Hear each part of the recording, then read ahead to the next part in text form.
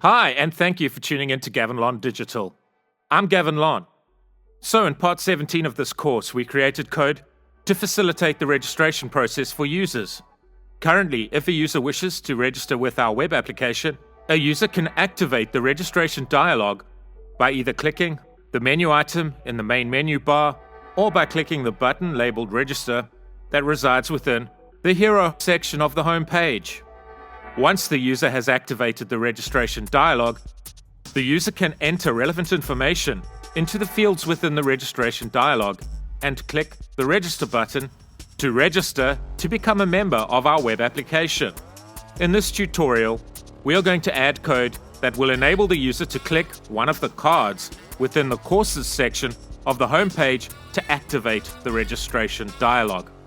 The user will then, of course, be able to register to become a member of the system. So, after we have implemented code to enable a user to trigger the registration process by clicking one of the cards within the Courses section, the user will have 3 ways to trigger the registration process, i.e., 1. By clicking on the Register menu item within the main menu bar. 2. By clicking the Register button within the Hero section. Or 3. By clicking one of the cards that represents a course within the Courses section of the home page. The third option, whereby the user triggers the registration process by clicking one of the cards within the Courses section, will have added functionality attached to it when compared to the other 2 options that can be used to trigger the registration process. When a user registers via clicking one of the cards within the Courses section, from now on within this tutorial, I'll refer to these cards as course cards. And once the registration process completes, the user is logged onto the system. When the user uses the third option to register with the system, once the user is logged onto the system, the course represented by the relevant course card will be presented to the logged on member in a collapsible list.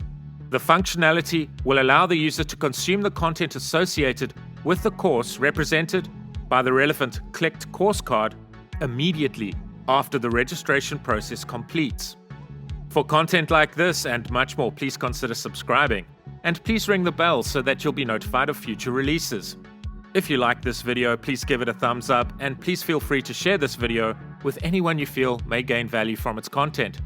If you'd like to thank me by buying me a coffee, I've included a link to my Buy Me a Coffee webpage below in the description. It will be greatly appreciated. So, we are going to add functionality that we have just discussed, i.e. associated to a user triggering the registration process by clicking a course card. We are going to add the functionality for this tutorial in 4 stages. In the first stage, we'll add a CategoryId property to the registration model viewModel class.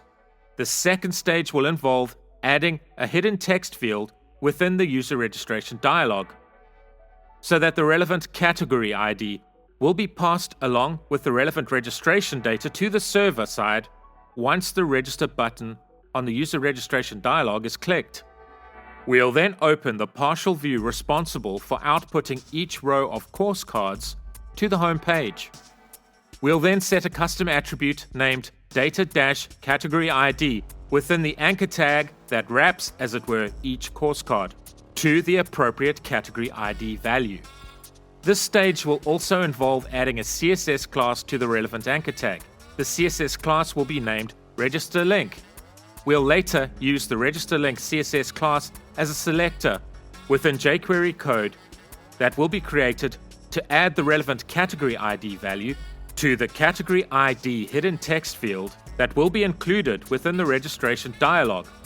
The third stage will involve updating the user registration.js file so that the category ID associated with the relevant clicked course card is included within the user's information that will be submitted via AJAX to the relevant controller class during the registration process. The fourth stage will involve updating the relevant controller class so that the newly registered user's user ID, as well as the clicked course card's associated category ID, are added to the user category database table. This, in effect, associates the user with the appropriate course in the system during the registration process, when the registration process is triggered via a user clicking a course card. Note that we'll implement code for a few minor bug fixes along the way during this video, so please stick around to the end of the video. Stage 1.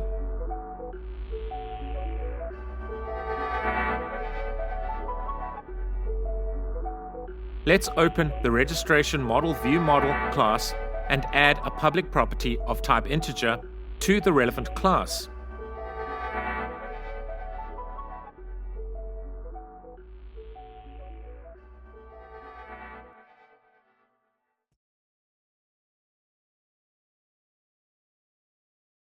Let's save our changes and proceed to stage 2. Stage 2.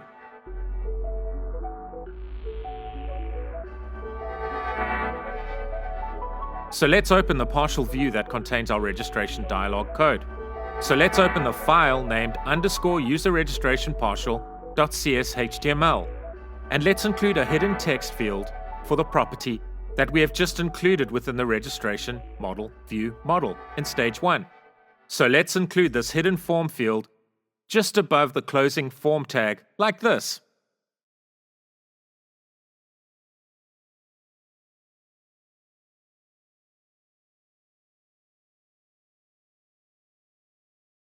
Let's open the file named _displayCardRowPartial.cshtml. You can see here we are looping through a collection of categories and outputting a bootstrap card, i.e. a course card, to represent each course for a particular row of course cards. Here we have an anchor tag that wraps each course card. Let's add a CSS class to this anchor tag named registerLink. You'll see the significance of this class when we write the JavaScript code in stage 3. Let's add a custom attribute named data-categoryId to this anchor tag and set its value to the category ID value.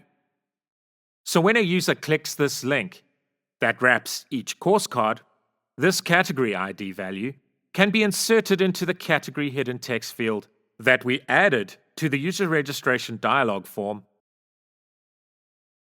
We'll write the jQuery code that sets the category ID hidden text field to the value assigned to the data-categoryId custom attribute in stage 3. So let's proceed to stage 3.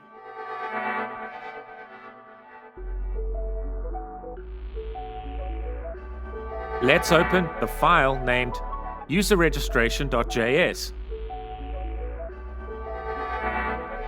Let's navigate to the function that fires when a user clicks the registration button on the user registration modal dialog.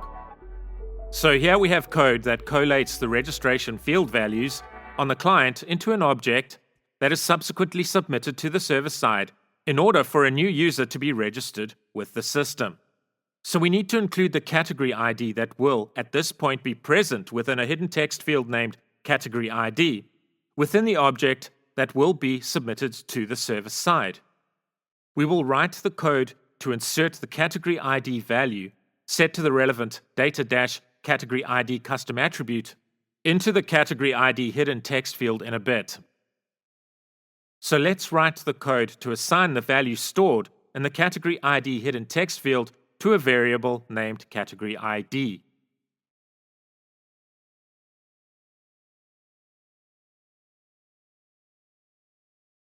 Let's then write code to include a category ID property within the object that will be submitted to the server side by our Ajax code that resides in this method.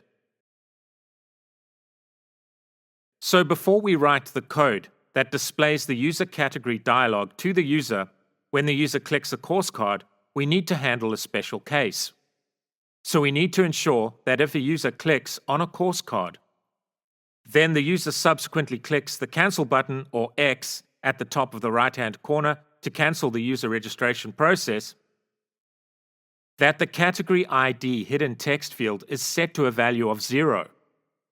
We need to do this because if the user subsequently clicks either the register button in the hero section or the register menu item in the main menu bar to trigger the registration process, and then registers with the system, the category ID hidden field will still contain the category ID value pertaining to the course card that the user had previously clicked.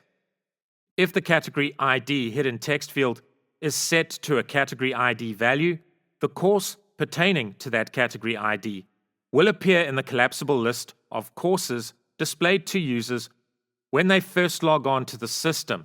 Remember, once the registration process completes, the user is automatically logged onto the system. When the user clicks either the Register button in the Hero section or the Register menu item in the main menu bar, we don't want any courses to appear within the collapsible list of courses displayed to a user when the user is logged into the system after the registration process completes. So let's write code so that when the user cancels the registration process after clicking one of the course cards, that the category ID hidden text field on the user registration modal dialog is set to 0. So we can write an event handler for a specific Bootstrap event in order to set the category ID hidden text field to 0 when a user cancels the registration process after clicking a course card. When the user clicks either the cross in the top right-hand corner of the registration dialog or the cancel button, the user registration dialog will disappear. When this happens, we want to ensure that the relevant category ID hidden text field is set to 0. So we can use Bootstrap's hidden.bs.modal event to trigger our code that will set the category ID hidden text field to 0. So we are going to write an appropriate event handler. This is the code we must implement to set the category ID hidden text field to 0 when the user cancels the registration process after clicking one of the course cards.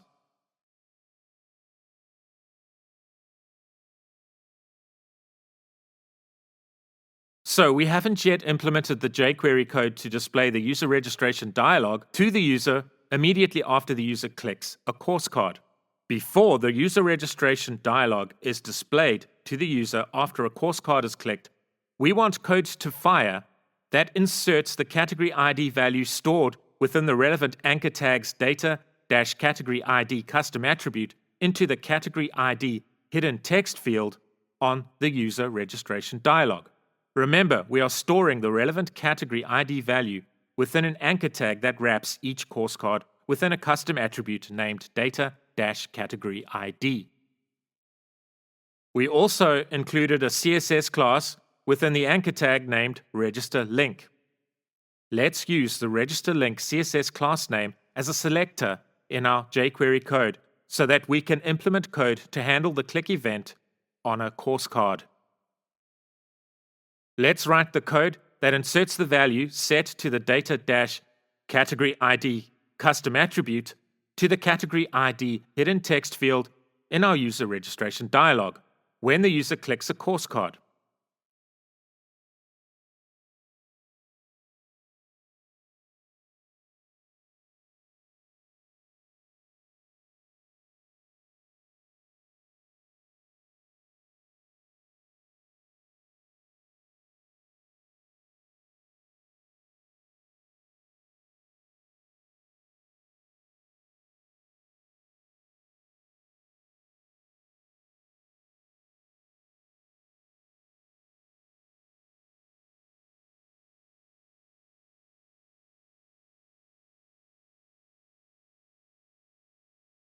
We then want code to fire that will display the user registration dialog to the user. So let's write the code to display the user registration dialog to the user when a course card is clicked. And that's it for stage 3. Just so that we can see the effect of the code we have just written, let's temporarily change the hidden category ID field on the user registration dialog to be an ordinary text field.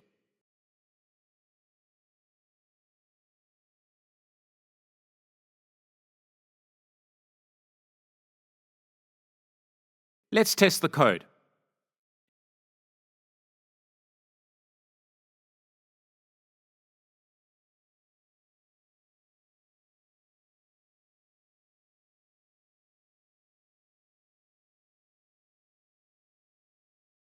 And you can see that the appropriate category ID has been inserted into the category ID field in the user registration dialog.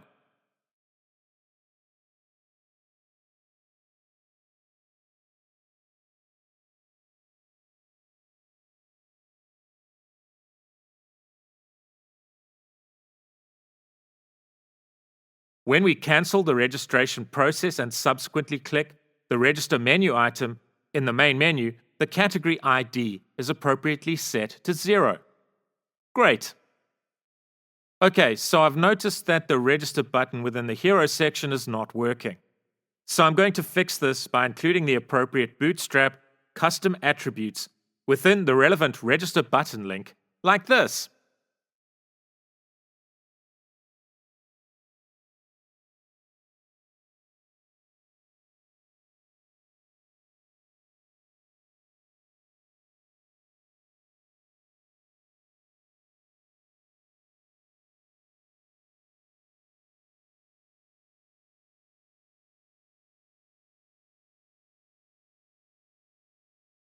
Great.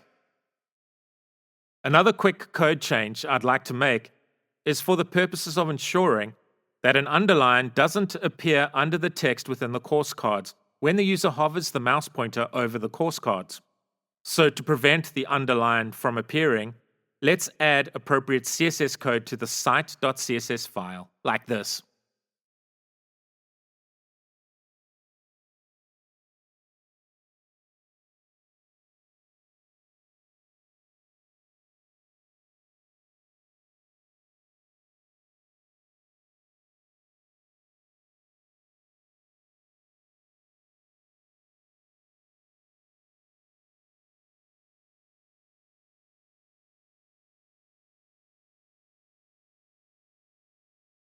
Great. Stage 4. So now we want to write the server-side code that will add the relevant category ID, i.e. pertaining to the course card that the user clicks to invoke the registration dialog, and the user ID that the user will have once registered to the user category table. Remember, the user category table is a join table used for linking users to courses. At the database level, the user category table facilitates the many-to-many relationship between the category table and Identity's ASP.NET Users table. The ASP.NET Users table, of course, stores account information for registered users. So let's open the appropriate controller class, the controller class named UserAuthController. Let's go to the action method responsible for registering users with our system. So let's go to the action method named registerUser. We can see the action method contains a parameter of type registrationModel. This is the viewModel class that we appropriately modified to include the CategoryId public property in stage 1 of this tutorial. So once the code that registers a user has run successfully, we want code to run that adds the category ID pertaining to the relevant course card and the user's user ID to be added to the user category database table. This will in effect create the association between the relevant user and relevant course within our system. We only want the relevant code to run if the category ID passed into this method is not 0, which means the user has triggered the registration process by clicking a course card. So let's write an if statement that checks if the category ID property value is not 0. If the category ID is not 0, this means the user clicked a course card to trigger the registration process. So we want to run code that associates this user to the relevant course. So in the interests of keeping our code clean, let's write the code that will implement this functionality within its own private method. So let's create a private method named Add CategoryId. Let's include a parameter named UserId of type string and a parameter named CategoryId of type integer within the method signature of our Add CategoryId private method. Then let's write the logic for our private method, which entails using EFCore to add an appropriate row into the user category database table.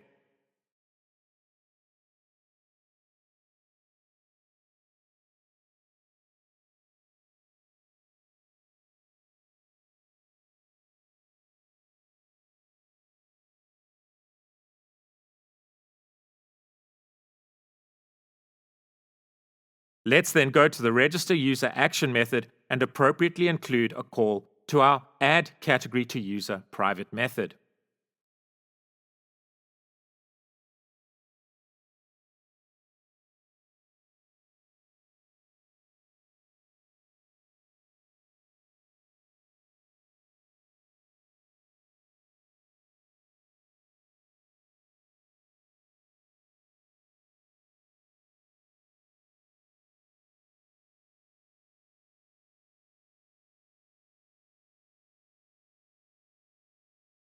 The compiler is complaining because we need our private method to return a task object so that we can take advantage of the async await functionality, i.e. we can call our private method asynchronously.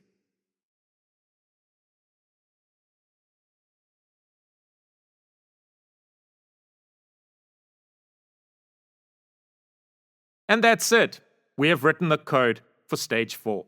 So let's run the code.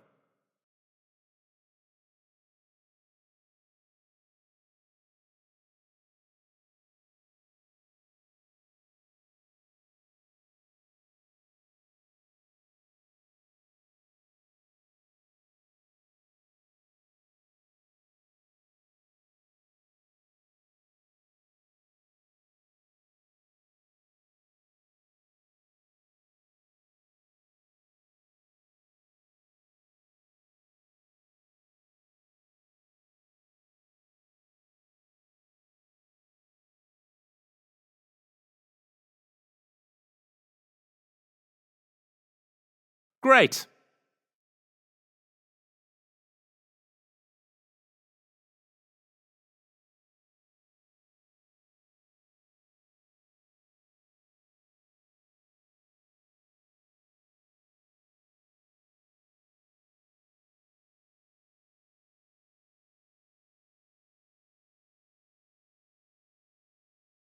So now if we register a user via the register button in the hero section,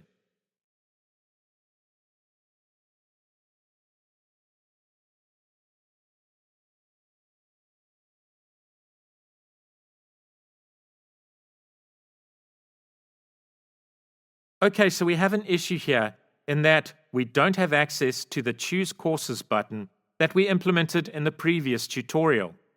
Let's look at the logic for this. Okay, so currently our Choose Courses button will only display if at least one course is associated with the relevant user.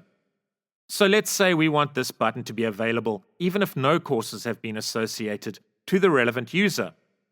So let's move this code here that renders the Choose Courses button outside of the if statement that checks if a user has any associated courses. Let's test the code.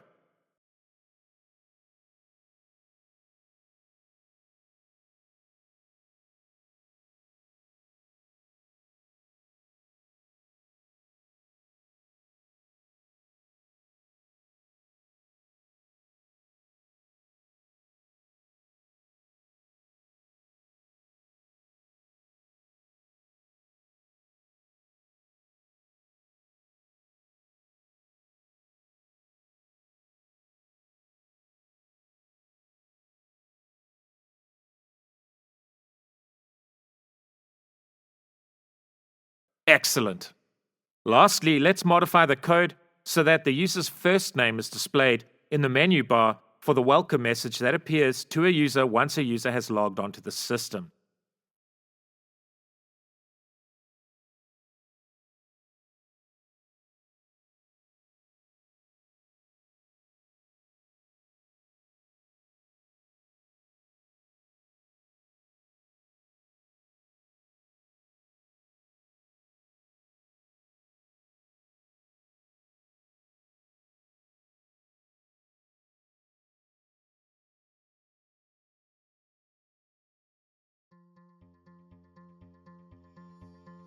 Great, so now the user's first name is displayed in the welcome message instead of the user's email address. Excellent. For content like this and much more, please consider subscribing and please ring the bell so that you'll be notified of future releases. If you liked this video, please give it a thumbs up and please feel free to share this video with anyone you feel may gain value from its content. If you'd like to thank me by buying me a coffee, I've included a link to my Buy Me a Coffee webpage below in the description. It will be greatly appreciated. As always, the latest code can be found on GitHub. A link to the relevant repository has been included below in the description. Thank you and take care.